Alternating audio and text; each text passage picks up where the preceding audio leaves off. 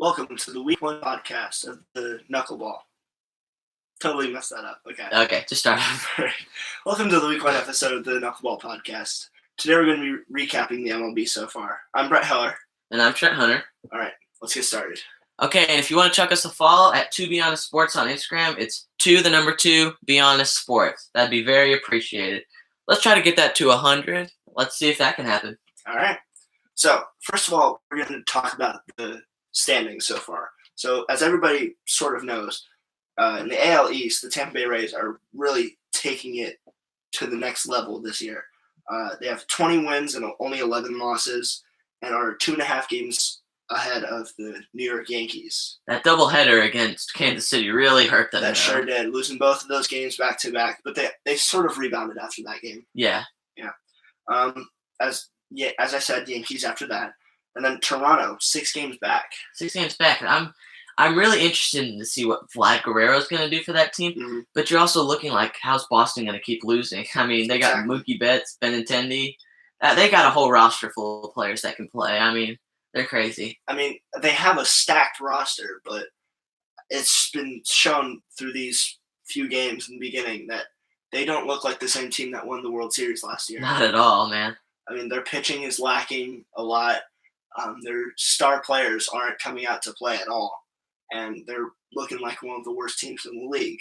What's up with the Orioles, my man? I mean, they start off the year red hot, and Chris Davis is over 54, and the second he gets himself a 3-game hitting streak, they're losing again. It's weird. Exactly. They are now at a .344 winning percentage, which is second worst in the league. Higher than Davis's batting average, at least. I mean, that's rough. They're 9.5 games back from the Rays in that division. How do you think they're going to try and rebound after this? I don't feel like they're going to stretch. I don't feel like they're going to try to rebound. I feel like at this point they're shooting for a pick. They're shooting for a top pick, and they want that top pick to be good to help that team. Yeah.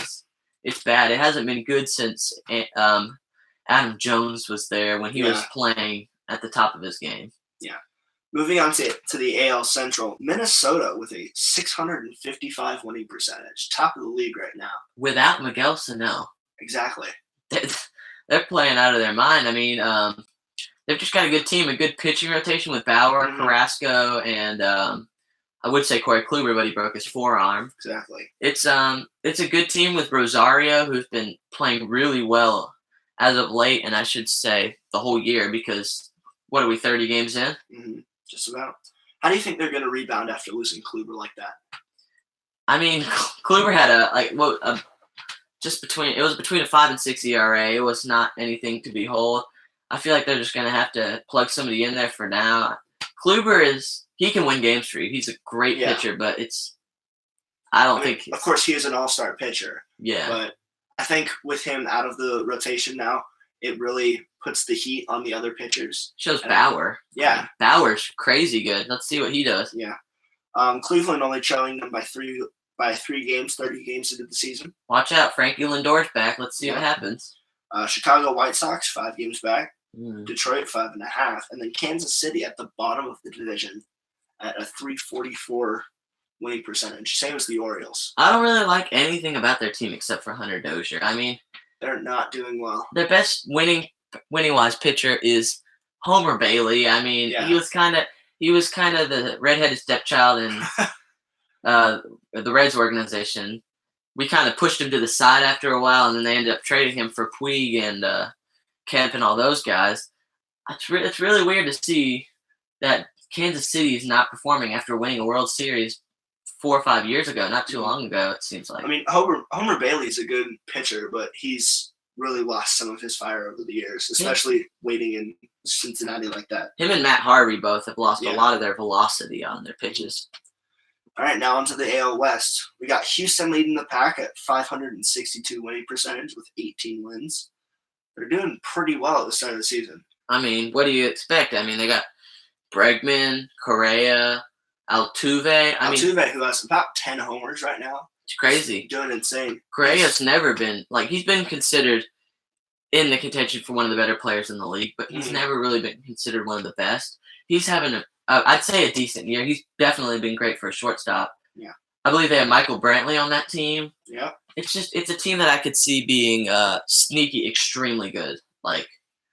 like maybe winning the World Series. Who knows? I mean, it was a really sort of surprise to a lot of MLB fans watching them win the World Series.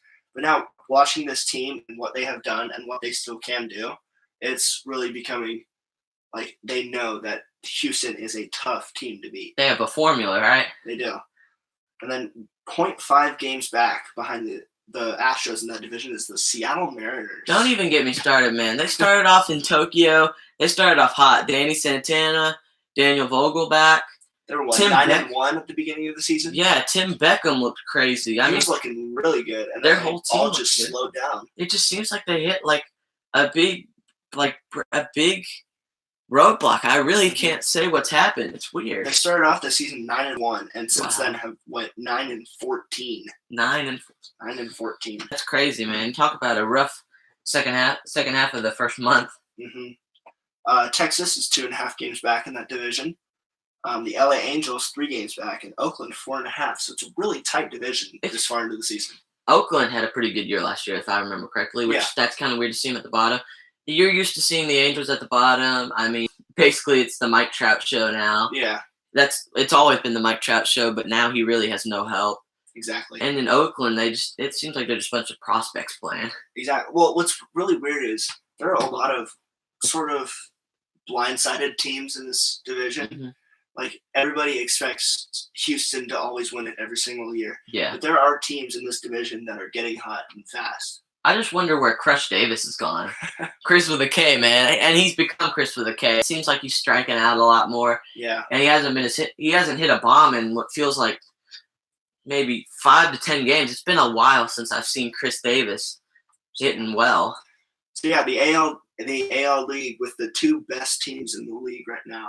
They're looking like the superior league right now. That's what I think. Moving on to the NL, we got the Philadelphia Phillies leading the NL East, and they're 17-13, which they're 5-5 in their last 10. You're looking at that and you're like, wow, that's pretty good. But then you think they're 12-6 at home. They're 5-7 on the road, which is less than desirable. And they also picked up Bryce Harper. Well, Bryce Harper is totally a game changer at this point. Yeah. Picking him up for that much money was kind of surprising to see, especially because he's starting to age. You look at it and you're like, why aren't they winning more, though? They got Franco, Rhys Hoskins, of course, Bryce Harper. They've got the pitching. It just doesn't seem like... I don't feel like they're clicking yet. Aaron Nola, where did he go? I mean, I feel like with the addition of Bryce Harper, his sort of play style that went around in Washington has sort of not been fully taken into Philly, because back in Washington, it was basically the Bryce Harper show. As it was with Trout. Exactly. But with some good pitching, too. But now here, they have a lot of different weapons, and I don't think they're all compatible yet. Yeah. They also got Odubel Herrera, who I feel like is a pretty good player. Second, we have the New York Mets. The New York Mets. They're not, I mean, I don't want to disrespect any Mets fans out there, but this was kind of a shocker to me. Pete Alonso has been phenomenal. I'm glad they called him up at the beginning of the year. Jason Vargas is not a good pitcher. I mean, you've got DeGrom, Syndergaard, Matz, and Zach Wheeler, who are all fantastic pitchers. One of the best pitching rotations in the league. And then you got Jason Vargas. He's kind of just there, I feel like. Yeah. But their team as a whole, their pitchers can rake. They can hit home runs. It's crazy. I feel like they could really do some damage if they just bolstered their team a bit more. Yeah. Because they've got the pitching rotation. And like that game against the Reds a couple days ago, they won 1-0 with a homer by Noah Syndergaard. And the day before, Reds won 1-0 by the solo homer from Jose Iglesias. It's kind of crazy. It's really hard to keep up a team with a fantastic starting rotation, but just not a lot of weapons on the team. Yeah. All I gotta say, waving you goodbye. Big Jesse Winker fan here. Next, we got the Atlanta Braves. Kind of weird where they're at. They should be higher with Acuna and all their. Exactly. And especially Josh Donaldson, who they picked up. And last in the division is the Miami Marlins. What else did we expect? Miami Marlins, the worst team in the league right now, 30 games in, and it's not looking good for them. We should just keep a list of who all they've traded that's been good. Yeah. Stanton, Ozuna, Yelich. Who else do we have? And then some of the players that they picked up have not been good. It's either. crazy. Oh, who was it? They traded Justin Bohr. It's bad. They thought they were going to rebuild. They traded D. Gordon when he was at his best. They thought they were going to do a rebuild, and it kind of seems like they're not in a rebuild anymore. I just feel like every single time that their logo changes, they're trying to completely change their team. And they can't. They can't. They changed their logo, and they lost Miggy Cabrera, so. In the NL Central, we got the Cardinals at the top, which we, of course, suspected with Paul Goldschmidt being there. Exactly. And, of course, Marcell Ozuna. And then second, we have the Chicago Cubs, who I kind of thought weren't going to win as many games. I feel like they've really started to drop since their World Series. Of course, but yeah. I still feel like they still got some really good weapons there. Don't get mad at me, Cubs fans, but I kind of think Rizzo and Bryant is the most overrated combo in the MLB. They're good players. They're just not as good as people make them out to be. Yeah. As a Rays fan, I just feel like what's really getting them going is Joe Madden. I feel like he was a great coach in Tampa Bay, and he's doing fantastic here. Third is the Brewers. They've, of course, had Christian Yelich out for however long. They're 4-6 in their last 10. So you can honestly chalk that up to be Christian Yelich. Yeah, Christian Yelich's absence is really taking some heat off of some fire away from their team. Do you know he only has one home run? Away from home? A one away home run? Yeah. It's crazy. 13 at home. It's probably the luck of Miller Park, but Christian Yelich is still a phenomenal player. I'm going to skip over the Pirates. Shout out to Derek Dietrich for pimping that home run. On to the Cincinnati Reds. Your team. We started off 1-8. Mm-hmm. And now we're 13-18. We're 12-10 in the last couple of games. We're above 500. Bad. We called up Nick Senzel, and we have the best ERA in the MLB. Mm-hmm. I'm not mad. Just listen. If you're listening, any Reds player, if you're listening, just hit the ball. I mean, Scott Schebler, you can bunt the ball down the third baseline anytime you want to, but you never do. Okay? Yeah. Just hit the ball.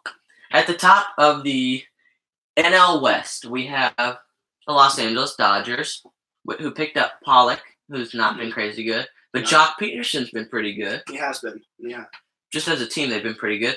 Diamondbacks at number 2, who's kind of surprising after they lost. After they lost Goldschmidt, yeah. They lost Goldschmidt, and Goldschmidt, of course, their franchise player.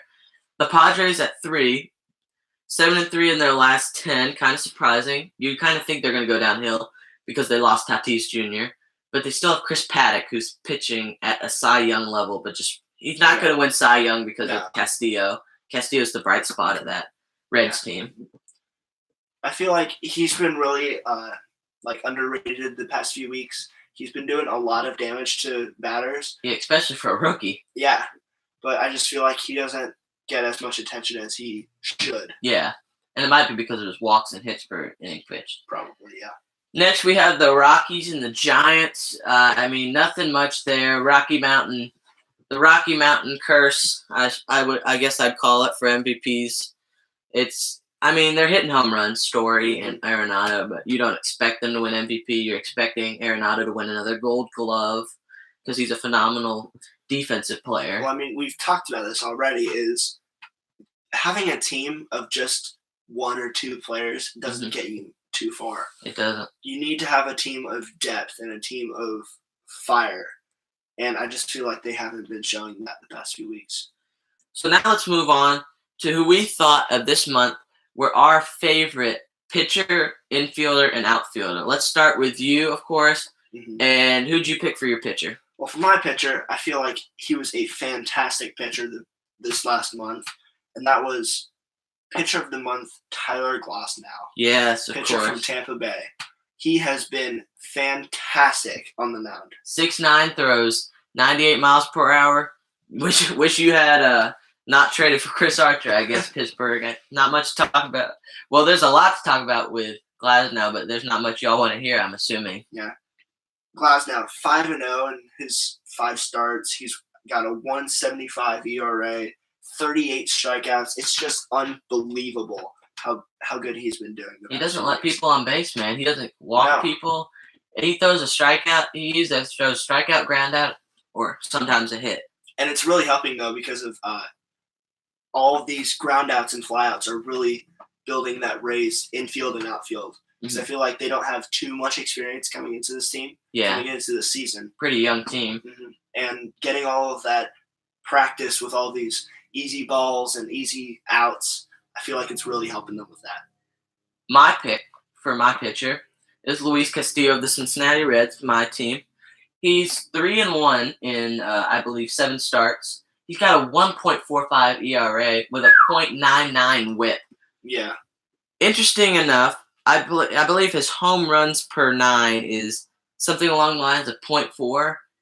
1 home run for every 9, or 4/10 of a home run for every 9 innings. It's out of this world. I mean, he's got 50 strikeouts, which if you compare that to 2 years ago where he started 15 games, twice as much, he had 95. If you also look at the fact of last year, he had 165 strikeouts, but he was also 10-12 in 25 starts. He had a 4.30 ERA. He's definitely looked like a much better pitcher from last year's All-Star break until now. Yeah. And he's really been dominant the past few weeks. He's given up 26 hits and only 7 earned runs. And even if you're talking if you're talking about Castillo, you're talking only good things. It's crazy. I mean, and it's really been helping for that Reds team. It has. They were 1-8 at the start of the season, and I think Castillo kicking it up a notch has really helped them become one of the up-and-coming teams in the league. He does have a walk problem where he'll walk some guys sometimes, but he also has a 10 strikeouts per 9. But I'd also like to talk about how he's got a .177 batting average against both right-handers and left-handers. That's overall. That's pretty crazy, man. I feel like pitchers really have a tough time getting in that rhythm between righties and lefties. Yeah. And Castillo has really mastered that in these first few weeks. So who's your pick for infield? My pick for the infield is rookie sensation Pete Alonso. Polar Bear Pete. Polar Bear Pete. He has a .291 batting average, which isn't stellar. Yeah. But with 9 homers and 26 RBIs, he has a 101 OPS in the league right now. Wow. Which is insane watching him play. Especially for a rookie, man. Like, I was glad to hear they called him up. Great player, has been the whole month. I mean, he's played consistent. You just feel like at this point, how do the Mets take him out of the lineup? He's one of their very hot bats other than McNeil. He has 31 hits on the season, and he's just been stellar. Yeah. He's really sort of filled the gap that was what Mets fans loved in David Wright, was the big hitter. Yeah. The big sensation that they all loved. And I really like that. For me, I got Tim Anderson of the Chicago White Sox. Ooh. He's currently right now hitting .352. And to talk about 6 home runs and 18 RBIs, that's fine. But the fact that he has 10 stolen bases, that's pretty darn good. I mean, I believe that he leads all majors in stolen bases right now. I believe so. Playing short. He's got 5 doubles so far, and he has 38 hits. He's just looked really good from the eye test, and his OPS is a .934, above from his career average of .712. It's good to be a White Sox fan right now. I think they're getting there. Yoan Moncada, still not there, but Tim Anderson, definitely there. Yeah. All right, now on to the outfielders. For me, I picked, Cody Bellinger, outfielder and first baseman for the Dodgers.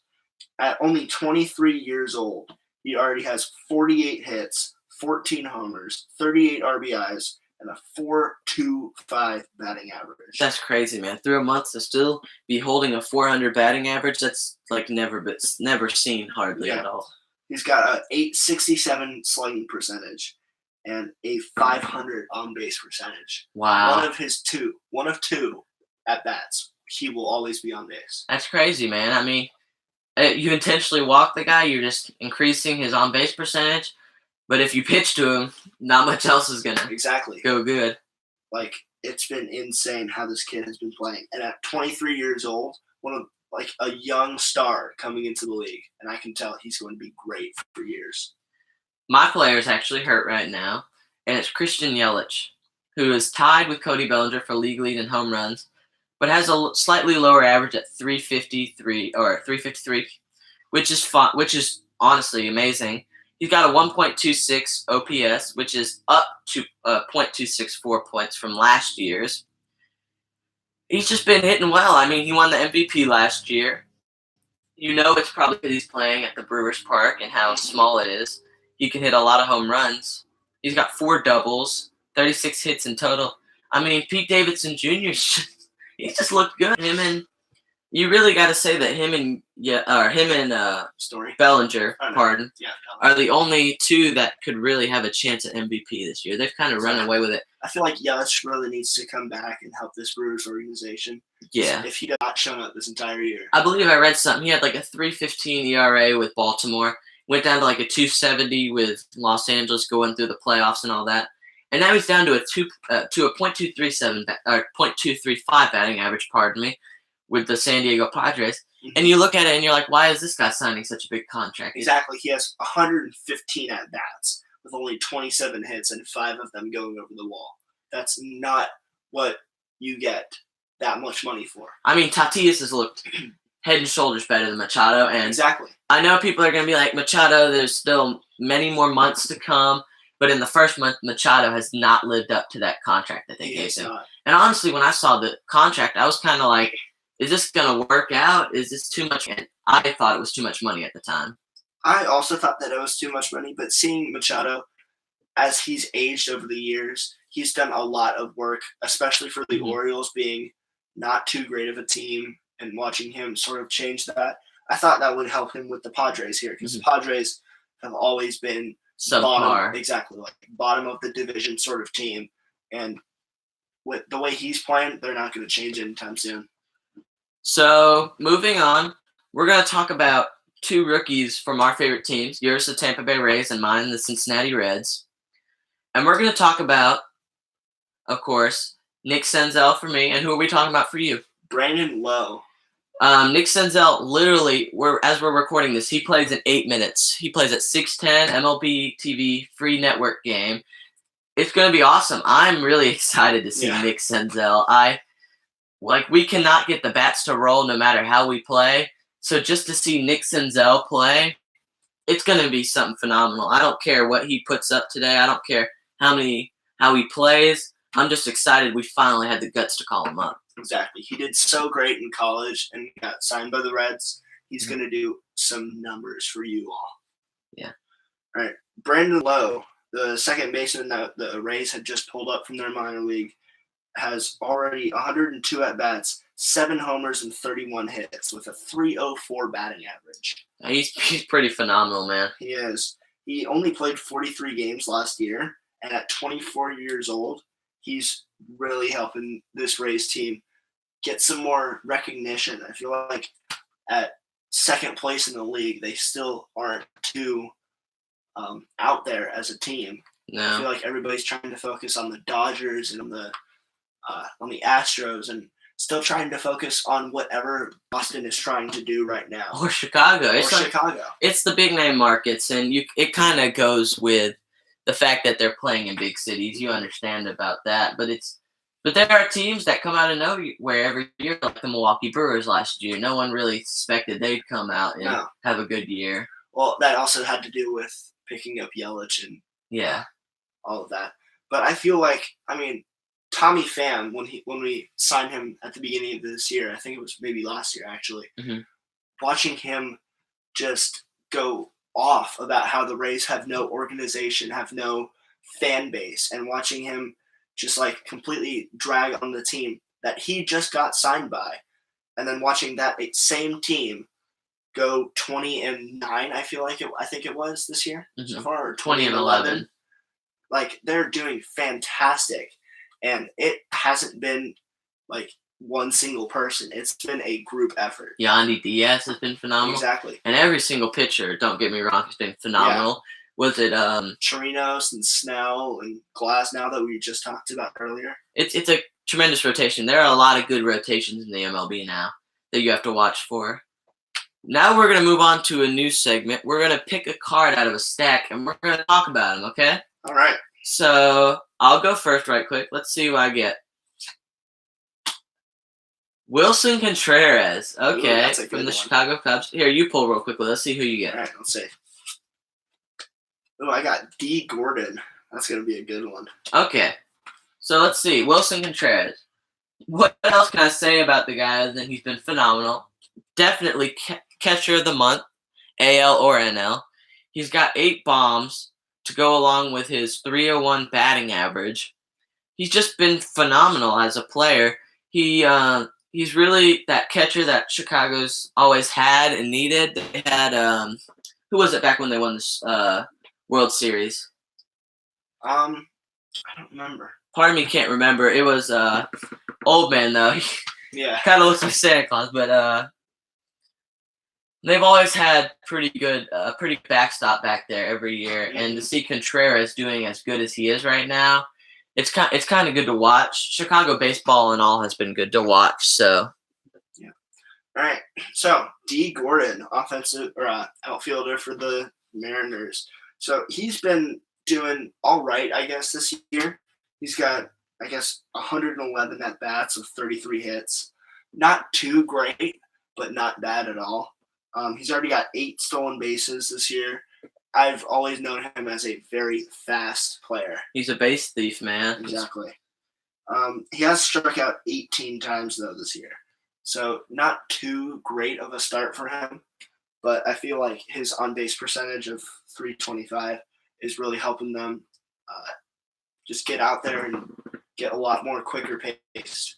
Man, whenever I hear about D. Gordon, I can't help but immediately think about Jose Fernandez and that phenomenal game way back when that he had after that, where he stepped in the batter's box, Jose's right-handed position, then goes in and hits a home run left-handed. Yeah. That was just honestly, sorry, Marlins fans, that was probably the best moment in your franchise. It was a good moment, and I was always a big Jose Fernandez fan. So to see that happen I like to watch that video every now and again just to see how players are. Mm-hmm. So next we're going to talk about some pitchers who can hit bombs. I know we've already sort of talked about this, but like the New York Mets pitching rotation of Noah Syndergaard, who just won that game for them last week. 407. Yeah. A 407 bomb from a pitcher. Exactly. It's his second of the year, so it's no surprise to Mets fans. Yeah. They have Jake DeGrom, who actually went out and said over the offseason about the whole pitchers not having to hit and having like DH. Yeah, having a DH for NL and AL. I remember DeGrom going out and saying how much he hated the idea of that. Yeah. Because one of his favorite things besides pitching is hitting, because he is a great hitter. I got, I believe I have 2 more.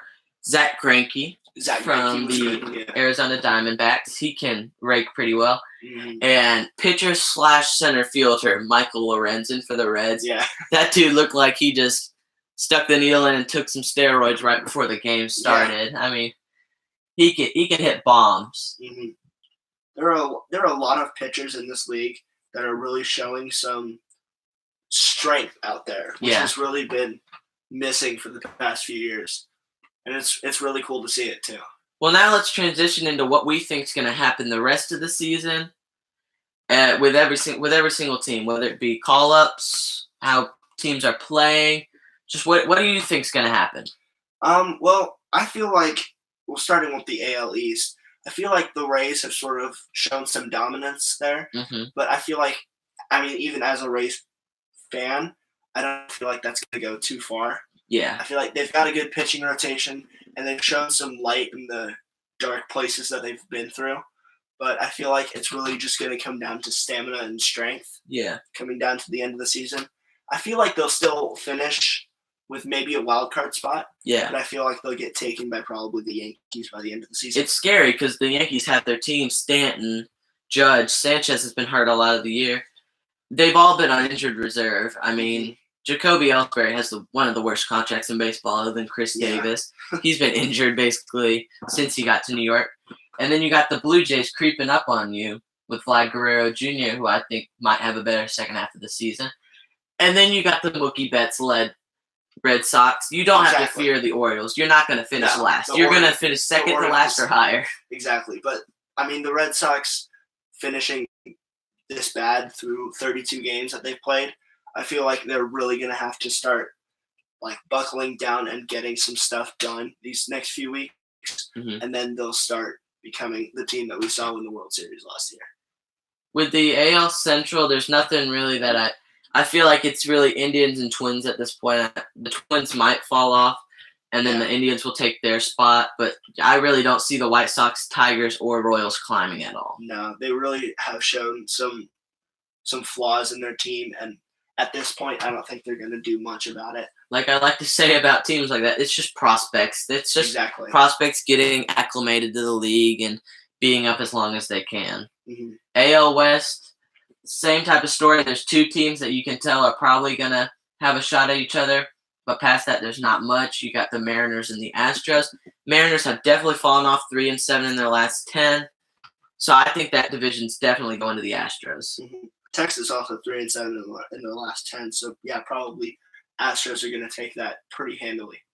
NL East, I feel like the Phillies are going to take this. I don't know. Atlanta. I feel like Atlanta's going to come up, and they're going to hop Philly. It's going to go Atlanta, Philly, New York, Washington, and then, of course, the Miami Marlins are not going to move at all. I feel like the Mets have really surprised some people this year. Definitely. But, I mean, also what I talked about with the Rays, it comes down to depth and strength. And they don't have very much outside of strength. I mean, they have a great pitching rotation, but like we said before, that can only take you so far. And Syndergaard has not – I mean, he pitched a nine-inning complete game against the Reds, and he won the game for them. He's not looked like his best Thor self. No. Jacob deGrom has been injured. And just came back and was shown to be not that great either. Yeah. He pitched – he's starting to pitch more like himself again. Like his I think it was like 22-game streak of good starts. For quality starts. Quality starts, yeah. So I feel like he's doing some work for them. But like we said before, pitching rotation and star players like Pete Alonso that has been doing fantastic this year don't take you too far. Yeah. I feel like it needs to come down to their depth, and they just don't have that. With the NL Central, I feel like it's going to stay Cardinals on top because of all the Goldschmidt, Ozuna, DeYoung, Carpenter. They have a lot of great players. A lot of great players. And then number 2 is going to come down to between the Cubs and the Brewers. Either Christian Yelich is going to lead the Brewers there, or the Cubs are going to lead themselves there. Yeah. 4 is going to be the Cincinnati Reds. They're starting to hit a little bit of a streak. And 5 is going to be the Pirates because they are very much so struggling. Yeah. Josh Bell's looked a little bit better. Musgrove's been a pretty good pitcher. I really just don't think they're going to be able to keep that 4. And I also don't have very much confidence in the Reds. I feel like we're going to be at 4, which is better than last year. Yeah. So seeing steady improvements. Yep. On to the NL West. Our final division. I feel like LA Dodgers has still really shown some good signs at the start of the year. Yeah. They've shown a lot of dominance in that division. Cody Bellinger, man. Cody Bellinger. That's all we can say about that. And then, like we said before, it's about depth, and they have depth. They have everything there. Yeah. They have the depth and the money to pay for the depth. Exactly. Arizona Diamondbacks, I guess they'll be able to keep their spot. I mean. Yeah. I feel like San Diego's going to fall to Colorado. I mean, I don't feel Machado's going to do much there. And with Tatis out for what seems to be an extended amount of time. Yeah. I feel like Colorado's going to pick up their pace with Arenado and Story.